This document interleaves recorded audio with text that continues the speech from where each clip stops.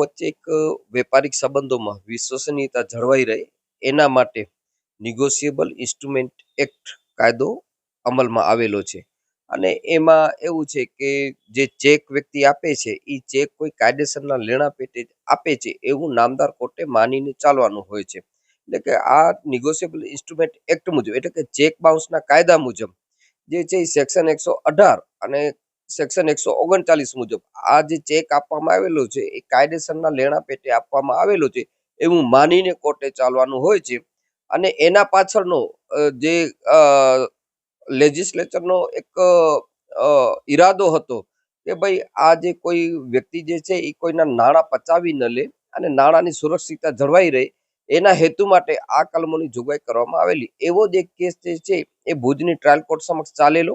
એમાં એક વ્યક્તિ જે છે મનીષ લક્ષ્મી ગર ગોસ્વામી એને 6.5 લાખ હાથ ઉછીના લીધેલા અને એના પેટે એને એક ચેક આપેલો. એ ચેક પરત ફરતા એના બદલે બીજો ચેક આપેલો.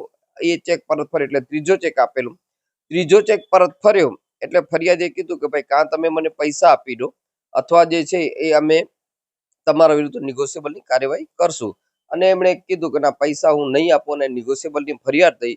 એ ફરિયાદ આખી ચાલી ગઈ. ચાલી જતા એણે એવો બચાવ લીધો કે ભાઈ મેં ઓનલાઈન પૈસા આપી દીધેલા છે, આ સિક્યુરિટી પેટેના ચેકનો દુરુપયોગ થયો એવો બચાવ લીધો.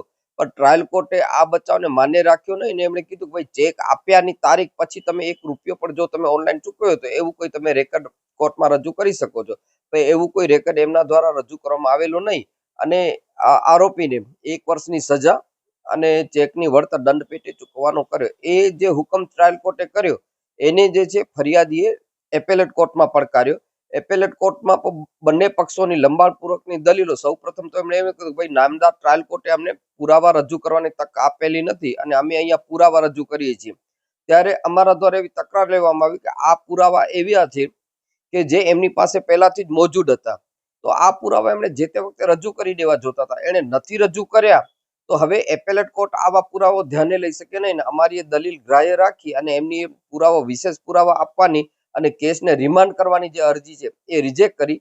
ત્યાર પછી આખી અપીલ ચાલી જતા અમે એવું બતાવ્યું કે ભાઈ જે ટ્રાયલ કોર્ટે એમને સજા કરતો હુકમ કરેલો છે એમાં કાયદાકીય કોઈ ભૂલ કરેલી નથી. અને જ્યારે એક જ્યુડિશિયલ ઓર્ડરમાં કાયદાકીય એરર ન હોય તો એવા ઓર્ડરમાં હસ્તક્ષેપ કરવાનું કોઈ કારણ રહેતું નથી. અને જે છે આ નામદાર ટ્રાયલ કોર્ટે જે સજા અને વળતરનો હુકમ કરેલો છે એ નિગોશિયેબલ ઇન્સ્ટ્રુમેન્ટ એક્ટની જોગવાઈઓ મુજબનો કાયદેસરનો હુકમ છે.